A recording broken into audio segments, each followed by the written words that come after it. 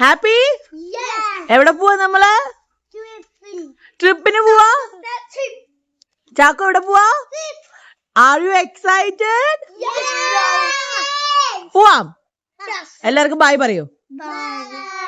പിള്ളേരുടെ എക്സൈറ്റ്മെന്റ് കണ്ടല്ലോ അല്ലേ? അവർക്കൊരു ദിവസം അവധി കിട്ടി കാറിൽ കയറി പുറത്തു പോകാന്ന് വെച്ചാൽ തന്നെ ട്രിപ്പാണ്.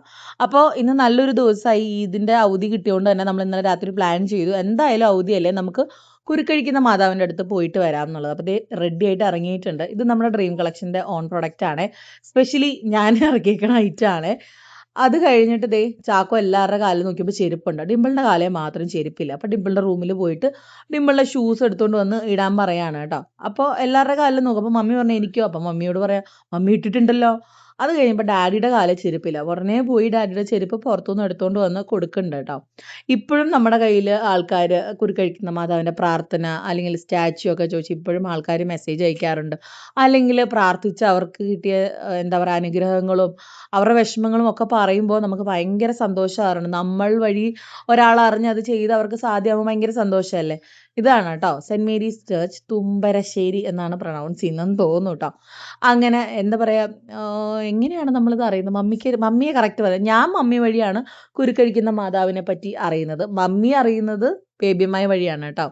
അങ്ങനെ എന്താ പറയുക, ഇപ്പം പിള്ളേർക്ക് ഇപ്പോൾ പോയി അവിടെ ശീലമായിട്ടോ പ്രാർത്ഥിക്കാനും തൊട്ട് കുമ്പിടാനും ഒക്കെ ആയിട്ട് നമ്മളെ പ്രത്യേകം പറയേണ്ട ആവശ്യമൊന്നുമില്ല. നമ്മളുടെ സ്റ്റാച്ചു ഈ സെയിം റെഡ് കളറാണ് കേട്ടോ. ചില സ്റ്റാച്ചുകൾക്ക് കളർ വ്യത്യാസം വരാണ്, പക്ഷെ നമ്മുടെ സ്റ്റാച്ചു ഈ സെയിം ആണ് കേട്ടോ. ഇപ്പോഴും നമ്മുടെ കയ്യിൽ നിന്ന് ആൾക്കാർ വാങ്ങിക്കുന്നുണ്ട്. അപ്പോൾ ഇതാണ് കേട്ടോ കുരുക്കഴിക്കുന്ന മാതാവിനോടുള്ള പ്രാർത്ഥന. പിന്നെ ഈ പള്ളിയുടെ ലൊക്കേഷനാണ് ഞാൻ ഇതിൽ ആഡ് ചെയ്യുന്നത് കേട്ടോ. പിന്നെ അവിടുത്തെ കുർബാനകളും തിരുനാളുകളും എപ്പോഴൊക്കെയാണെന്നുള്ളത് ഇതിൽ ആഡ് ചെയ്തിട്ടുണ്ട്.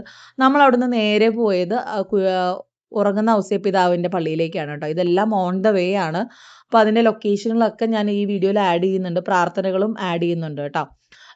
ഇതാണ് ഉറങ്ങുന്ന ഔസേപ്പിതാവിൻ്റെ പള്ളി. ആദ്യം നമ്മൾ ശരിക്കും പോകുമ്പോൾ ഈ പിതാവിൻ്റെ പള്ളിയാണ് കാണാറ്. പക്ഷെ നമ്മൾ കുരുക്കഴിക്കുന്ന മാതാവിൻ്റെ അടുത്ത് പോയിട്ട് റിട്ടേൺ വരുമ്പോഴാണ് കേട്ടോ ഇവിടെ കയറാറ്. അപ്പോൾ ഇന്നലെ മരണത്തിരുനാളായതുകൊണ്ട് തന്നെ ഇവിടെ അതിൻ്റെതായ എല്ലാ കാര്യങ്ങളും ഉണ്ടായിരുന്നു. അത് കാണുമ്പോൾ തന്നെ നല്ല അടിപൊളിയായിട്ട് ഓൾട്ടർ അലങ്കരിച്ചിട്ടൊക്കെ ഉണ്ടായിരുന്നു കേട്ടോ. അപ്പോൾ ഇതിൻ്റെ ലൊക്കേഷനും ഈ കാണുന്ന സ്കാനറിലൊന്ന് സ്കാൻ ചെയ്താൽ നിങ്ങൾക്ക് കിട്ടും കേട്ടോ.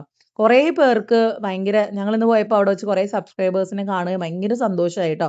അപ്പോൾ നിങ്ങൾ മക്കളില്ലാതെ വിഷമിക്കുന്നുണ്ടെങ്കിൽ നിങ്ങൾക്ക് വേണ്ടി ഇതേ പിള്ളേർ തൊട്ടിലാട്ടി പ്രാർത്ഥിക്കുന്നുണ്ട് കേട്ടോ. അവർ പറയുന്ന ഞങ്ങൾ തൊട്ടിലാട്ടി പ്രാർത്ഥിക്കാം. അപ്പം നിങ്ങൾ മക്കളില്ലാണ്ട് വിഷമിക്കുന്ന എല്ലാവർക്കും വേണ്ടി നമ്മുടെ കുഞ്ഞു 3 മക്കൾ പ്രാർത്ഥിച്ചിട്ടുണ്ട്. അപ്പോൾ നിങ്ങൾക്ക് കുരുക്കഴിക്കുന്ന മാതാവിൻ്റെ സ്റ്റാച്ചു ഒക്കെ വേണമെങ്കിൽ നമുക്കൊന്ന് മെസ്സേജ് അയച്ചാൽ മതി കേട്ടോ. അപ്പോൾ എല്ലാവർക്കും എല്ലാവിധ അനുഗ്രഹങ്ങളും ദൈവം തരട്ടെ എന്ന് പ്രാർത്ഥിക്കുന്നു കേട്ടോ ആത്മാർത്ഥമായിട്ട്.